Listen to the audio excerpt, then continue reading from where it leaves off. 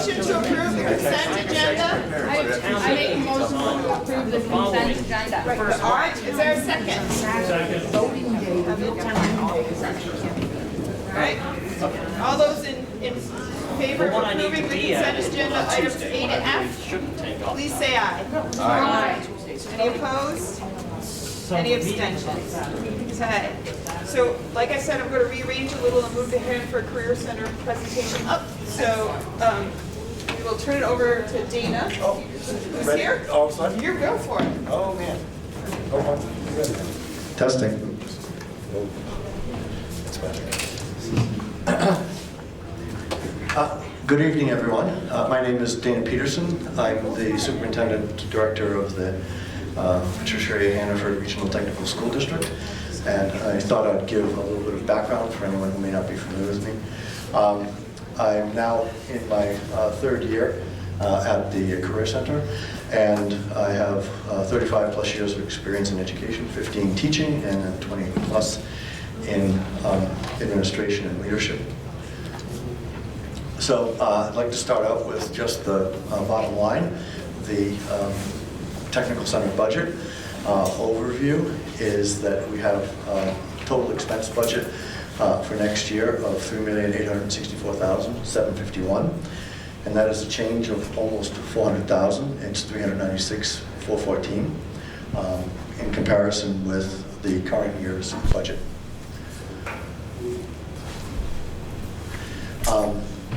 We give an overview of our revenues, and this gives you a pretty good overview of that. We have state-based tuition payments at 80% of $10,562.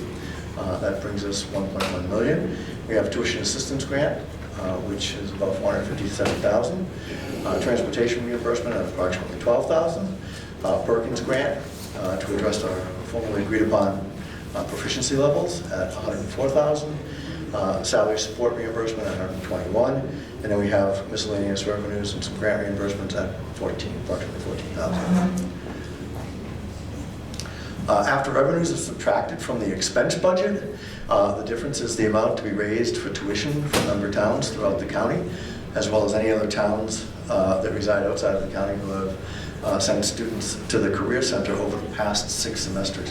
And one of the things that I want to call to people's attention, and I think if you have been on the board, you've heard my presentation in the past, you know this, but in case someone is out there and doesn't, all the tuition costs are assessed on a 6-semester trailing average. And what that means is the payment is for students not currently at the Career Center. So when we calculate our per pupil cost, it's based on students that we present to you who are no longer with us. So the amount to be raised by taxes for next year is $2,018,916 and some change, and that results in this FTE of 123.76 is FTEs that are already through the Career Center. That 6-semester trailing average results in a slightly inflated cost per student. Our state payment is $1.1 million, and we divide that by the 6-semester average, and the state gives us $91.89. When you add that to the amount to be raised for tuition costs, comes up with a total cost per FTE, and that's not FTE staff that I was talking about earlier. We calculate our students as FTEs, so that is an aggregated number over the course of 6 semesters of the previous 3 years. And that's why this number is 123. We currently have 140, got it on another slide, 147 or 49, can't remember, the slide will show me, FTEs for this year, significantly above that number. By comparison, if we were dividing by simply the number of FTEs, not students, because students is another number, but we have 403 students that result in 149, whatever the number is, FTEs. If we were dividing by that number, we would have a number that was closer to 20,000. So it would be 19 some change or 20 some change. That's not in the presentation because that's not the way we calculate it. To give you an historical comparison, I thought that I would compare the 2013-14 school year, a time when we had approximately the same number of FTEs. We actually have a few more FTEs now at 147.83 compared to 140.33. And so if you look at that, our increase from those two budgets, comparing the 2021 to the 2014 budget, we're over that budget by about $261,000. So we were able to drop some costs in the intervening several years, and that results in approximately a 7.27% increase from that budget back then. To put that in context, that's approximately 1% increase a year over the course of those 7 years. And I was asked the question before, so what does this mean in terms of the 147 FTEs? I said for this year, it means 403 students that we're serving.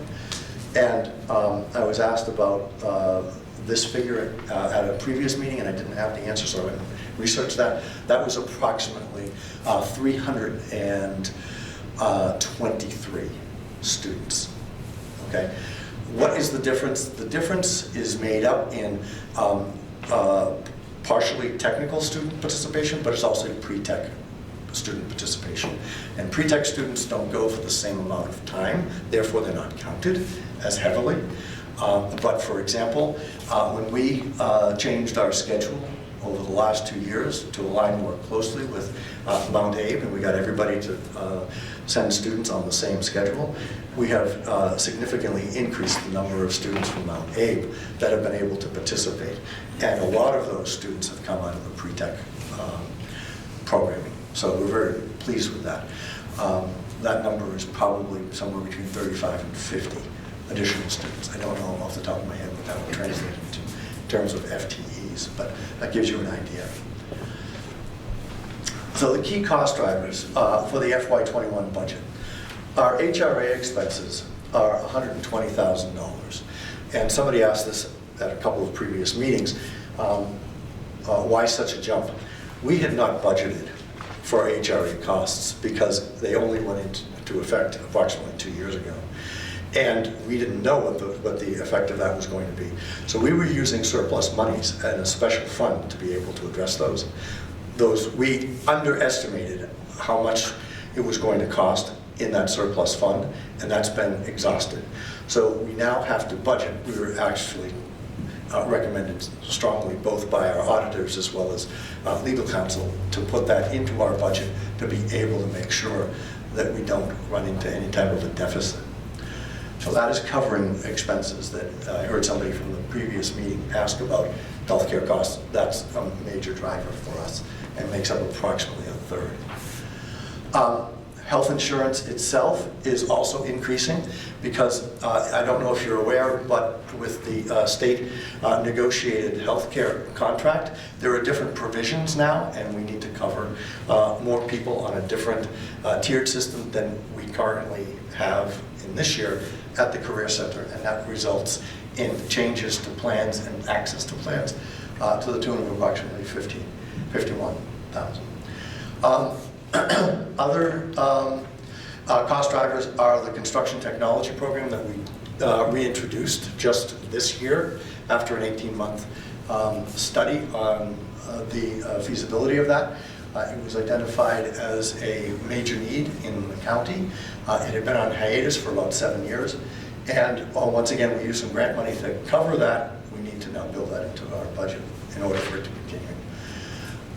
Building equipment and reserve fund has also been drawn down as a result of improvements. We have a 50-year-old building, and much of our equipment is aging and is beyond the regular life expectancy, and we have been encouraged to replenish that. So we're taking a gradual step to get there.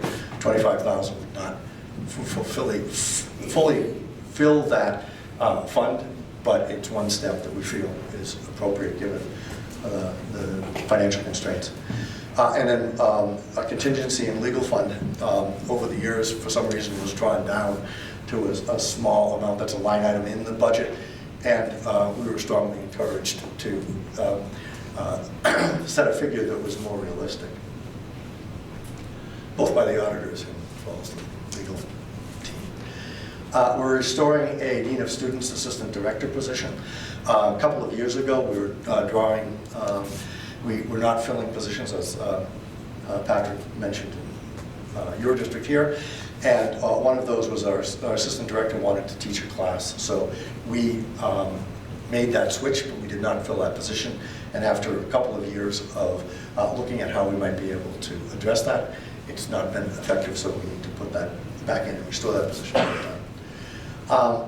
Insurance, a variety of insurance needs have arisen, and that there will be an increase of about almost 12,000 on that. And then the rest is really on program improvements, salaries, general cost increases, and the like, which are not insurance driven. So those are just regular program costs, approximately 81, which brings us to the 396,414. This shows our enrollment trends over the past 2 decades. So from 2000 through 2020. And I want to point out that our curve here at 2020 is at the same height as the curve over here 20 years ago. So in terms of our FTEs, this is FTE driven. We're serving the same number of FTEs. If you're talking about students, as I made a comparison with 7 years ago, we're probably serving more students, because at that point in time, access to pre-tech was less frequent, and so we're serving a lot more students, even though the FTEs are only the same as they were back here. And there are several points along this graph where the FTE numbers are very similar to our numbers here, and in fact, they're higher than some. If you look at this curve down here, which was back in 2012, 2015. So we have more FTEs as well as more students. But I just wanted folks to see that longitudinal data. So in the past 6 years, the semester averages have fluctuated between 123 and 135, excuse me. Yeah, and in the fall of 2015, we hit a high of 153. Our current FTE count is 148, if you round up. And in the spring of 2017, we hit a low of 111. That number is actually still part of the calculation about why we're at 123, because that's hanging on since the spring of 2017. Our program changes, we added computer science last year, and we've had an increase in the number of students participating in that. That is a statewide initiative for career and technical ed in terms of technology and in terms of IT. We also added our construction technology class this year, and that's at capacity. Unlike general education programs, the decisions for CTE programs are based on industry demand and AOB approval. So we have to go through a 19-step process to get programs reintroduced or introduced as part of that, and it has to be linked to market data. Our programs are above historical averages currently this year, and our pre-tech programs have seen a surge in participation.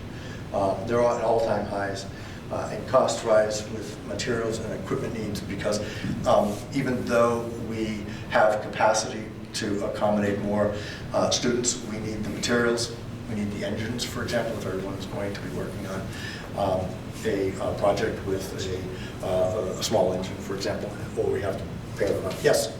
For the uninformed, could you kind of explain a little bit what a pre-tech class or program might be? Sure. I'm going to start with our technical programs, because pre-tech is built off of that. So our technical programs are for juniors and seniors. Exceptional cases can be made for sophomores, but it's an age requirement and a readiness requirement in order for students to be able to participate in industry preparedness. And we're regulated both by the Agency of Education as well as the Department of Labor, and no one can participate in a training program under the age of 16. So students have to be 16 in order to be able to go into technical programming. Our pre-tech programs allow us to provide offerings that are not in the same type of industry standard labs that have higher safety requirements and training that is necessary for students to access those. And so we can offer an opportunity for students to explore a variety of trainings that will lead them to help decide if they want to pursue a technical field. And so we do a mechanical science class, for example, that will allow them to feed into possibly 5 different programs.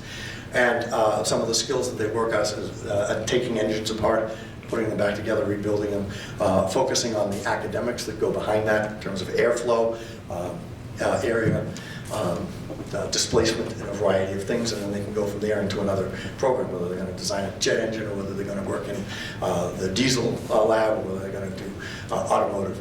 So those can feed as many as 4 or 5 different programs in our academies. We also have, STEM, which can go into engineering, or can go into manufacturing, or can go into the automotive. We also have some in the arts. We have our visual communications class, which can then go into design and illustration, or it can be help them access anything. They can go from visual communications into technology, IT. They can go into our computer science class, or they could go into the automotive class. But it provides an opportunity for them to get a taste of what the career and technical ed requirements would be. Thank you. You're welcome. So program changes continued. Computer science and construction technology have both been identified, I already talked about that, by AOE, as well as industry demand as critical areas of need within the state. And so we are trying to do that. They were also, we also did a survey, and on that survey, the computer science ranked 3rd. That was about a 400-member survey of all of Addison County. And construction technology ranked 1st. So this is parents, community members, our partner schools, administrators, guidance counselors, industry partners, and the like. So that's what started us to think about offering those programs. At a previous presentation, somebody said, well, you're adding programs, but are you taking anything away? So I did a historical overview and saw that several programs have been discontinued. We had one in videography, which was discontinued several years ago. We had another one in business. We had a 3rd one in another hospitality line that were discontinued as the changing demographics occurred with market data. So those things have happened. At one point, they discontinued the construction technology. Not exactly sure what brought that about, but it was perhaps a short-sighted decision 7 years ago until we've reintroduced that. Our program changes have to go through an extensive process. We have to convene an advisory board of industry members that make recommendations to start or reinstate a program. We had to do that. And then we use statewide data to help us inform the decision making. We use the McClure Foundation data, which you can access from this web link. So I have that on your handout.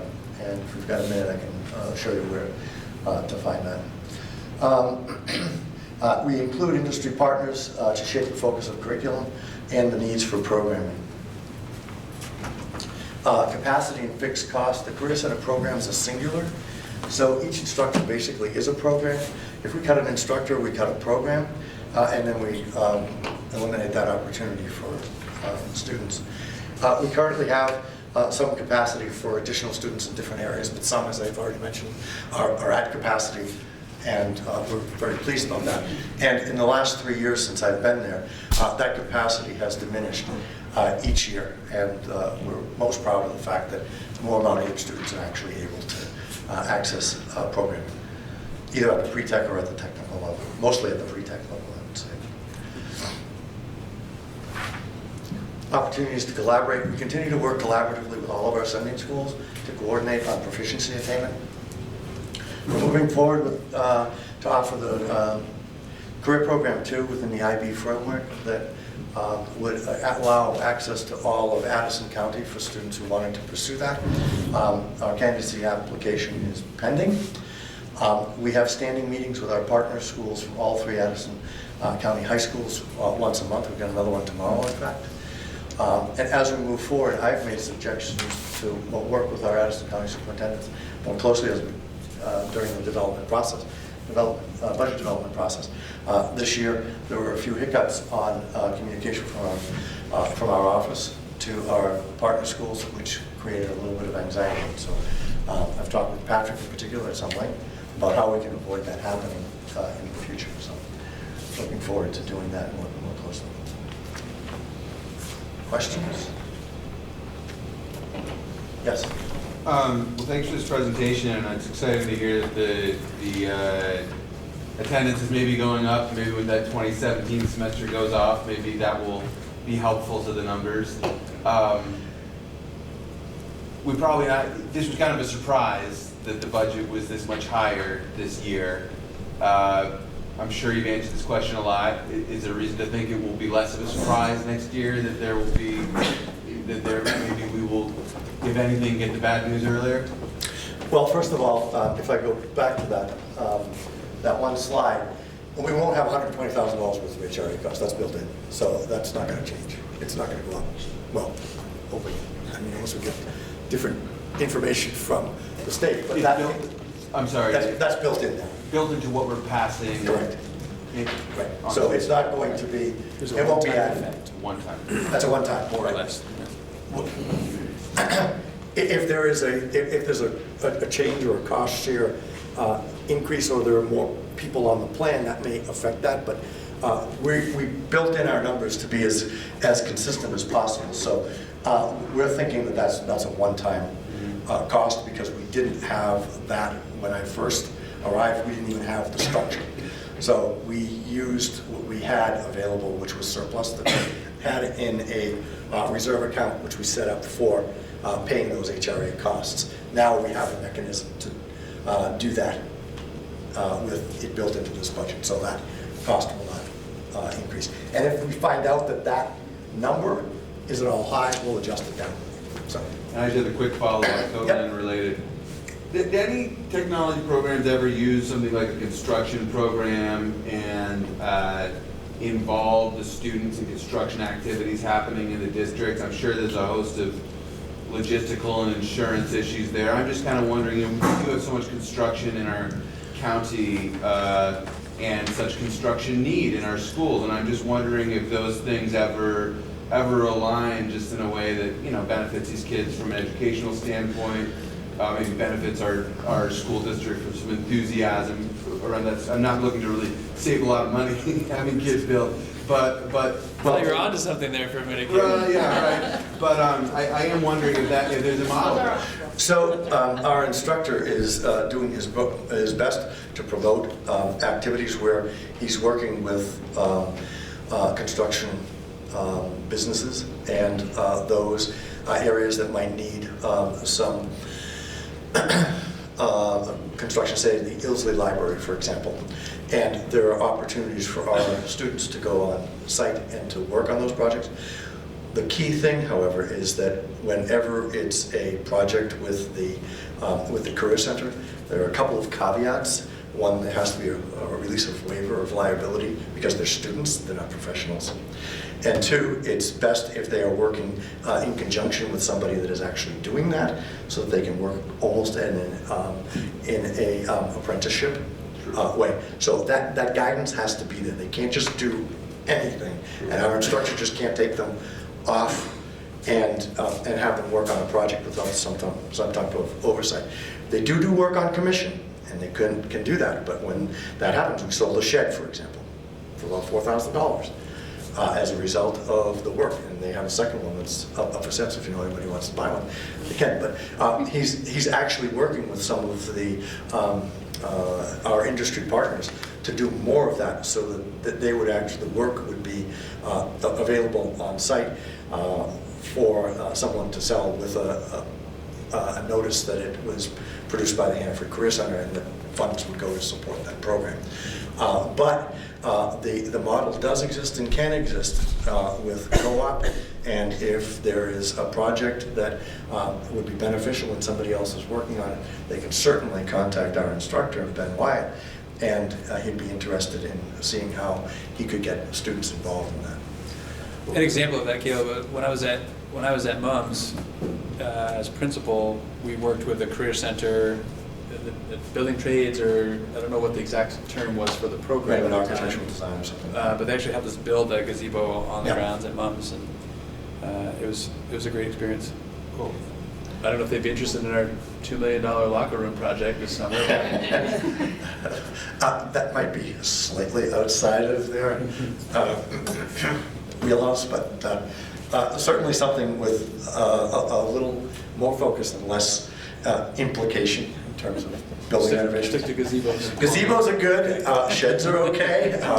We can probably work with some type of a pole barn or something else like that. So, but we only have 14 students. So, we do have some good equipment, but we don't have that much labor to be able to offer. But any ideas that you have about smaller projects and something that could be a semester long, and not on a timeline because we have limited access to some of our students unless they happen to go on a co-op for an entire, half day.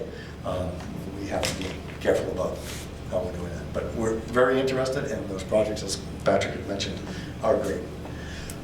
Other questions? Yes?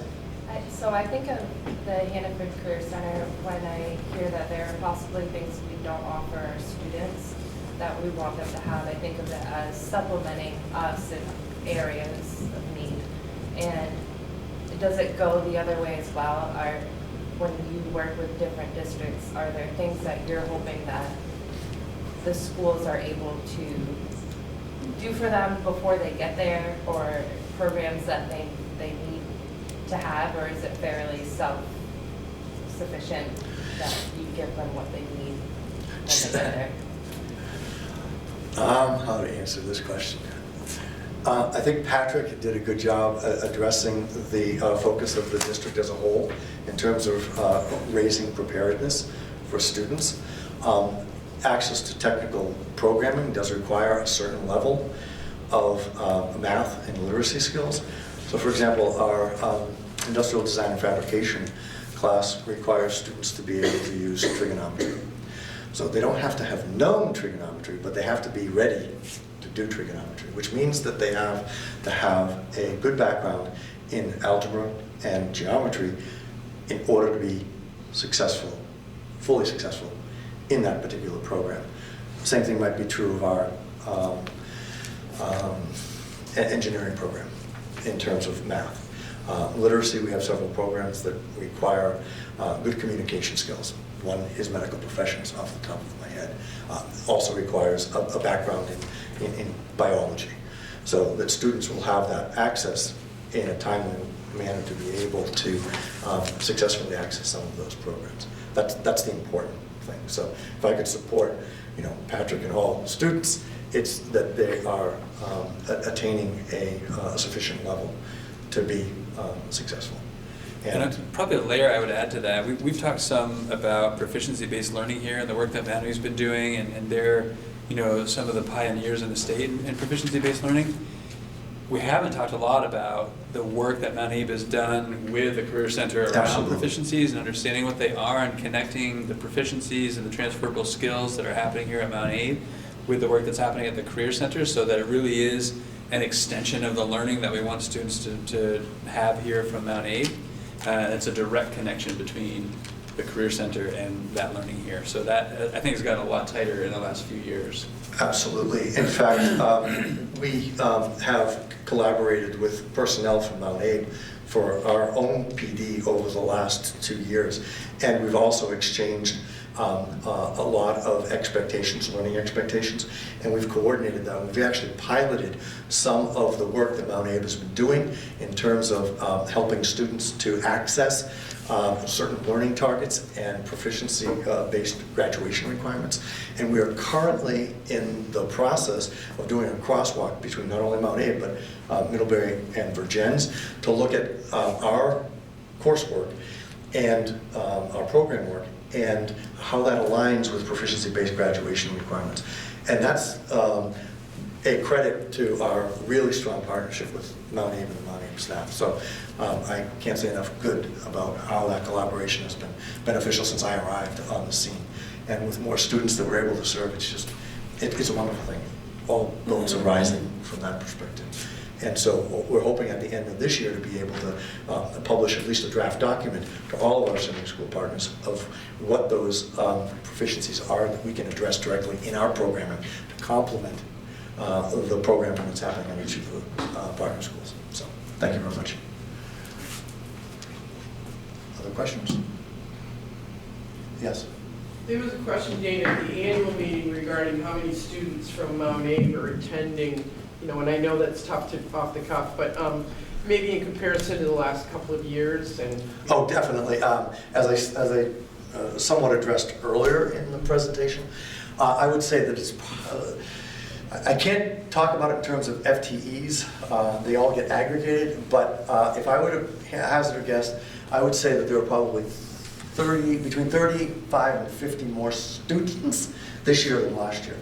So my first year, I looked at numbers, I said, wow, Mount Abe just seems to be underrepresented compared to other schools, what's going on?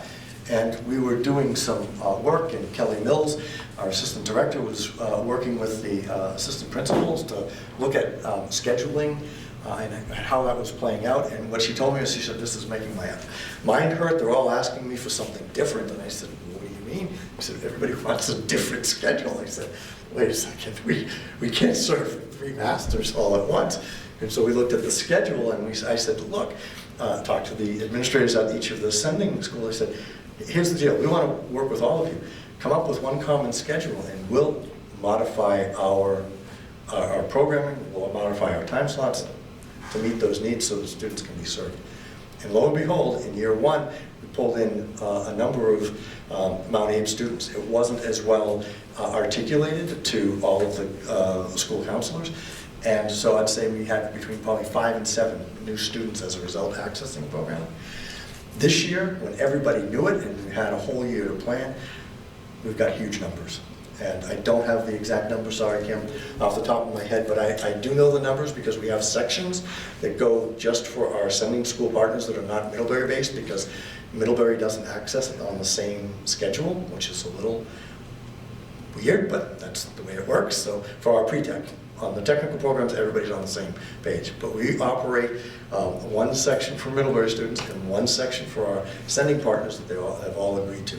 Now, it doesn't mean that somebody from Middlebury can't attend to one of our sections. In fact, we do. We have some that are attending on the Virgin's home study and Mount Abe schedule. But that's because of the buses coming in, but the students will attend. So I would say that we have 1, 2, 3, 4. We have 4 programs, all that have about 15 students, and Mount Abe represents the lion's share of those students. So I'd say 10. So you're looking at maybe 40. Once again, refining my off the top of my head figure, but that's probably accurate for the number of students that are attending this year that weren't attending last year. My awesome support team in the back of the room when we were having that conversation earlier was crunching the numbers. 14% of Mount Abe students are eligible students. So 9 through 12th graders. 14% of 9 through 12th graders participate in some way, either part-time, full-time. It's good. It's much better than it used to be, for sure. Yeah. So, I mean, once again, it speaks to the close collaboration that we have had with Mount Abe over the last, I'll say, 2 years. So we're very proud of that relationship. If there are no more questions, if you'd indulge me, I'd like to play our little video. It's about 1.5 minutes. It's not different from, whoops, hang on. Gotta do this differently.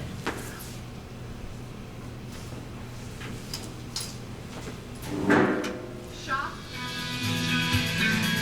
to the field, to the We're working on a studio, new one for next year. to the classroom, to the community. Wherever you want to go, chart a course for the future. It starts at the Hannaford Career Center. At Hannaford Career Center, you'll learn the skills you need for long-term success in your career, college, and beyond.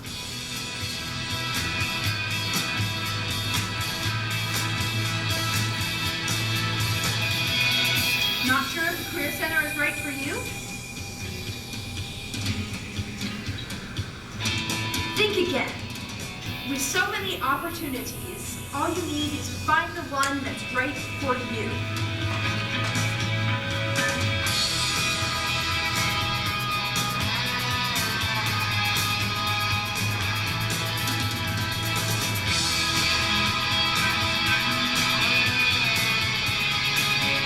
So where do you fit in? Get in touch today, because if you're thinking about your future, you're already thinking Hannaford Career Center. Thank you very much for indulging me on that. One other comment is a connection with Mount A. We have a Lemelson MIT grant for $10,000 working on developing a meter for doing SAP flow. And there are 3 students that I can think of off the top of my head from Mount A who have been instrumental in working on that team. And I won't embarrass anybody by mentioning any names, but if you'd like, I'll be happy to tell you separately so I don't embarrass them publicly. But they're doing a fantastic job, and we're just very pleased that we could do such good work for all of our students in Madison County. Thank you. I'm glad to see that Sean's been filming someone else besides us.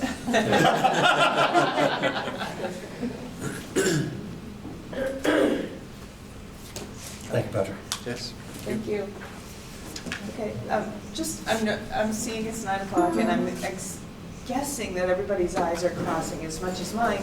We have 3 real action items that we need to take care of. If everybody can be in agreement around the updates, that if you had some questions about the updates, if you just send them to me and we can get the answers back to you, would you all be in agreement with that? For the updates, if it's just an update, we're just gonna tick on past it. All right, so our first action item is to accept the monitoring report for 2.4 financial planning and budgeting. Is there a motion to accept the monitoring report? So moved. Caleb? Is there a second? Sure. Sarah?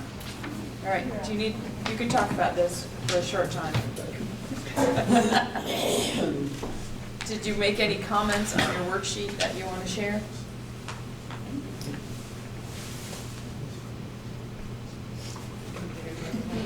No. Sorry. All right. Okay. So, well, then give me your thumbs. Based on the information provided, does the board find that the superintendent's interpretation was reasonable? Yes or no? Okay. And did you find that the data demonstrates the accomplishment of this interpretation? Okay. All right. So the next thing is, all those in favor of accepting the monitoring report for 2.4 financial planning and budgeting, please say aye. Aye. Any opposed? Any abstentions? Okay. Update on the financial report. If you've got a question, send it. Update on the strategic plan. Got it. Again, send it. We had our update there. Next action item is to accept the board monitoring reports, and I'll start with 3.3, delegation to the superintendent. Is there a motion to accept that report? Sure. Sarah, is there a second? Second. Any discussion?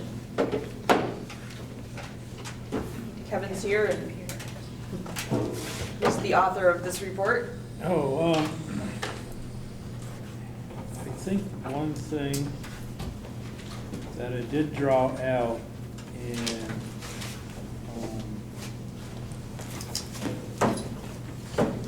item 2, I guess it was, the fact that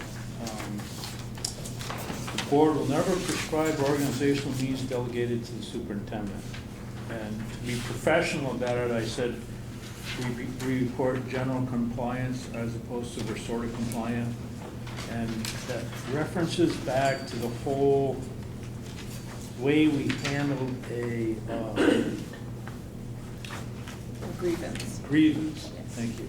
And came out of it and made some direct requirements to the superintendent. And then we went and ran in a circle for a few months and then rescinded that decision. So with that aspect, I couldn't say that we were fully in compliance with that section, but everything else, I felt that there was enough evidence that we were compliant with all the other aspects.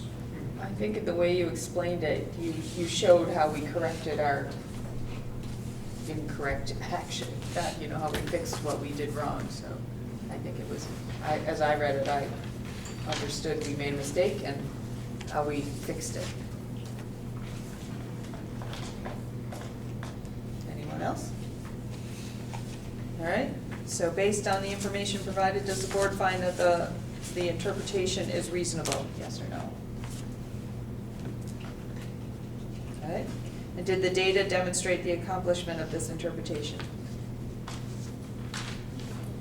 Okay. All right, all those in favor of accepting the monitoring report for 3.3 delegation to the superintendent, please say aye. Aye. Opposed? All right, any abstentions? All right. The next one is 4.2. I need a motion to accept the monitoring report for 4.2 board job description. Is there a motion? Kristen? And is there a second? Sure. Sarah? All right. Any discussion or anything you wanted to point out?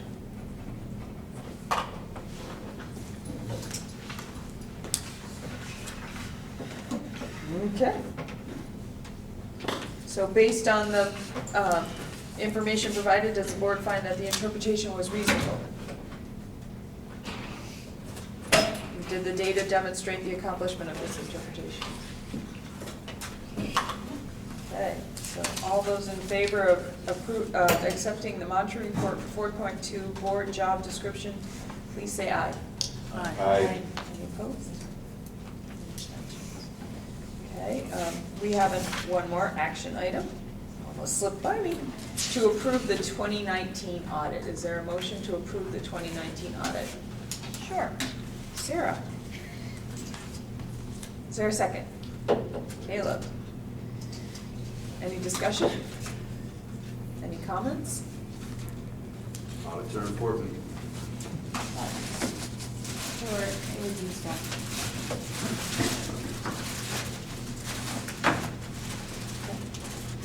Are we doing some of those things? What's that? The recommendations? I can let Floyd talk about a little bit more of the depth, but I think that, you know, as Caleb mentioned, audits are important. That's my takeaway, and that there hasn't been an audit yet that we haven't learned something and made some adjustments and continue to evolve, and those audits are really helpful in offering some suggestions about where to go. Floyd, maybe you can elaborate on some of the specifics about what's in process now as a result of some of the recommendations of the audit. If you look at the management letter in there, all of those items have either been fixed or process of being fixed. With the exception of the food service bad debt write-off, we're going to carry that one. But we've addressed that with a budget line that covers that cost. Student activities, the issues we had with that have been corrected. Food service procurement has been corrected. Cash receipt has been corrected. Purchase orders after the fact, there'll always be some of those just because of the emergency nature of facilities. But that said, there are far less in this fiscal year than in that previous fiscal year. I'm defending a prior group, so bank reconciliations, that has been moved from a paper structure to a digital, which makes it happen very quickly and very cleanly and without missing any.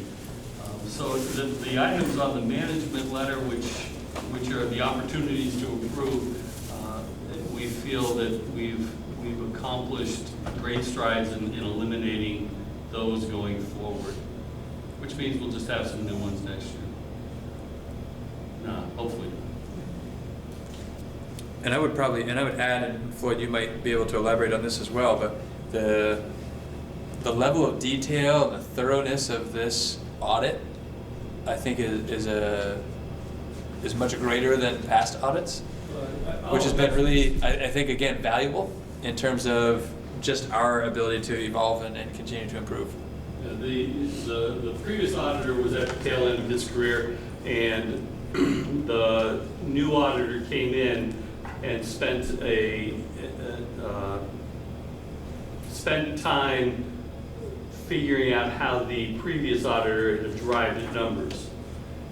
So we're at a really clean place going forward.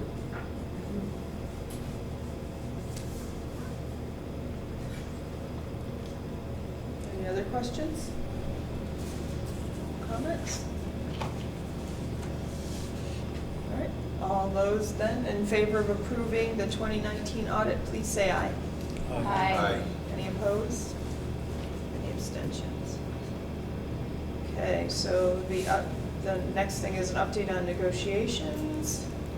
A community engagement committee, that came out today. I don't know if you got it in an email or if it's coming, but Krista sent me a message saying that she just got it out today. So that, and community council, we don't have our student reps, so we're just going to, is there anything to add about the VSBA? VSBA had a pitch from Mike McGrath from Vermont Principals Association, which did a great job of explaining different aspects of how mature it is across the state or being worked on, and different immature programs that different people as administration changes direction, so it explains a lot of he did a good job explaining a lot of the infancy of the program and some of the confusion about it. And he also talked about colleges don't seem to be concerned about PBL as much as people seem to think they would be. Any grade system, whether it's letter, GPA, or whatever, is administered differently across the whole host of schools. So colleges are used to interpreting that information based on who's presenting it, and PBL is no different, and maybe even easier way to look at evaluating students. There was a discussion with Tina Zog from the American Heart Association. There's a bill in the Senate 288 that is looking to ban flavored e-cigarettes as well as flavored tobacco products. She was looking for support from the VSBA. The VSBA moved to support that effort. A variety of ongoing legislative updates. There's a consideration of modifying the VHI board, which is the board that oversees or negotiates healthcare costs. I guess you could say right now it's a 6-member board, evenly split between the union and the employer and employee. So this past set of negotiations, there was a lot of deadheading because you have three against three. So there is an effort underway to appoint a 7th person to that board that would come out of the Board of Department of Financial Regulation, whatever that means. And that would hopefully reduce the amount of deadlocking is on a go-forward basis. It needs to become part of legislative action, so it's not a slam dunk, but I think it sounds like there's a lot of interest in moving it forward and trying to get it attached with. So I think that's also highlights. One legislative piece that I'd just like to make the board aware of. Last Tuesday, I offered testimony to the House Education and sort of a joint session with the House Education and House Institutions Committees on the reinstitution of school construction aid, along with a number of other superintendents, board members, facilities directors. And I did my sort of due diligence in advocating for reinstituting school construction aid. But really, my point was more focused on trying to drive home the idea of, in the meantime, while we figure that really complex thing out, let's alleviate pressures on schools by not counting, like for example for us, that $1 million, not counting that against our spending threshold. So that was more the point I was trying to make. Caleb was there, maybe can add any thoughts that he had from that, but I think it was well received. It was acknowledged that it's a really complex issue. I'm not so optimistic about anything in the near future about school construction aid. I have some optimism about maybe some pressure relief from the money we have built in the budget. Yeah, I did ask our committee chair on House Education today about this idea of the not counting the capital construction costs, and she seemed to say, oh, thank you for reminding me about that. I want to make sure it's like moving. It was a little unclear to me whether it was going to be in our room or somebody else's room. She said upstairs, which usually means appropriations. I'm not exactly sure, but it was at least a conversation this morning that seemed to jolt her memory that that's something she wants to move. And Peter Conlon, the ranking member, is the main sponsor on it. And so I'm hopeful it gets out of our committee by crossover. We're pretty down to the line. That's the week after town meeting. But I don't know, I'm optimistic that that's going to move at least from the House side. And yeah, it was great to have Patrick's presentation. I think getting funding for school construction is pretty challenging. On the other hand, I think people are realizing that the absence of a state system is leading to potentially more inequity. And you start to look at like the South Burlington bonds and you realize we're all going to pay for that. And so the thing is that I think that is actually maybe the most compelling call to action, is to get some kind of framework in place so it's not just a free-for-all for towns that can, I'm not going to say it's easy to pass a $200 million bond, but maybe you shouldn't be able to pass a $200 million bond, you know? And so I think it's laying bare the fact that we got rid of the money to support it, but with it we got rid of like any kind of control. And at the end of the day, it goes into all of our ed spending. So it's I think that to me underscored a new kind of urgency. I think I've been putting that piece together more slowly in my head, and had been kind of thinking more about like, where are we going to get money to get to schools? But it's sort of like, even in the absence of money, the old program had a moderating and kind of governing effect, and right now we're looking at a pent-up demand that's about to like explode $1 billion worth of bonds into our education spending, so it's very needed. If I'm using my crystal ball, which we all now know I have, my sense from walking away from that was that maybe, who really knows, but maybe there's going to be sort of a freeze on bonds for construction while we study what's the real need around the state and get a game plan for how are we going to move this forward, whether that has funding or not, but at least some controls. Even if no funding comes along with it, there may be some control measures that may come about, which seems prudent to me as a course of action. Let's take some pressure off where we can right now. Let's stop the possibility of creating greater inequity, and let's figure out what the need is, which could be somewhere in the $3 billion range, some people are thinking. So that's significant, all in the context of how many schools do we operate as a state going forward, which has obviously an impact on how much money we need to fix up the schools that we have. So really interesting conversation, great. That was my first time testifying. It was a great opportunity, great learning experience for me. It's really complicated. All right. I don't believe we need an executive session. Okay, is there any public comment at this time? Way to go, Ann. Please, stick it with us. I tried, it won't let me in. It says I've already taken the survey. Oh, so Kevin, you're the only other one with a thing open. Uh-oh. Sorry, Rennie. Can you get it? Pressure is on me. Yeah. Anybody want to guess the date of the meeting? 2/25, That's just wild, yes. I'm in it right now, if that's helpful. I've got it. You got it? He's Okay. got it. Level of engagement of board members. Yes, no comments. Yes. Those who were here We have a quorum. took it for the team.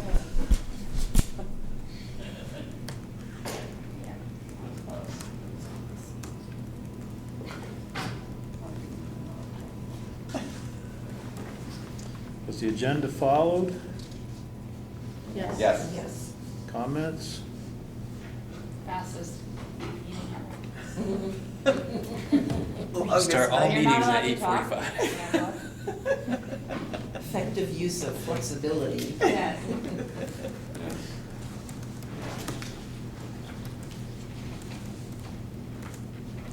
Okay. Does the chair effectively establish the agenda and material for distribution to the board? Yes. Yes. Any comments? Thank you. Don. Getting an increase. Is the chair effective in fostering a professional culture regarding fair and open deliberation, full participation of all members, and ensuring the integrity of the board process? Yes, no comments. Yes. Yes. Yes. Other feedback for the chair? What went well with the meeting? We got done everything we need to with the forum. Focus on the action items. Yep.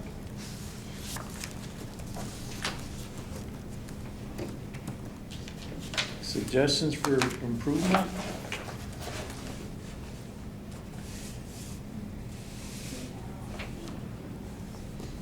None? Okay, done. All right. Is there a motion to adjourn Make it Allison. at 9:22? So moved. Allison. Is there a second?